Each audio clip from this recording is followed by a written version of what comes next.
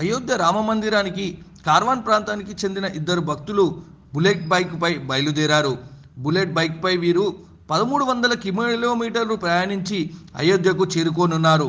అనంతరం బాలరాముణ్ణి దర్శించుకుంటారు. ఈ సందర్భంగా స్థానికంగా ఉన్న అన్నపూర్ణమ్మ దేవాలయంలో విఠల్ రాజులు ప్రత్యేక పూజలు నిర్వహించారు. అన్నపూర్ణమ్మ దేవాలయం నుండి తమ ప్రయాణాన్ని వీరు ప్రారంభించారు. ఈ సందర్భంగా స్థానికులు వారిని ఘనంగా సన్మానించారు.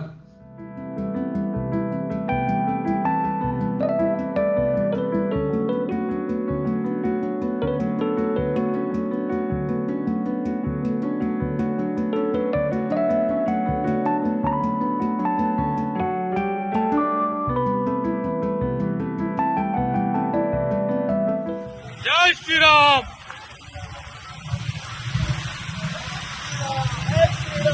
जय श्री राम।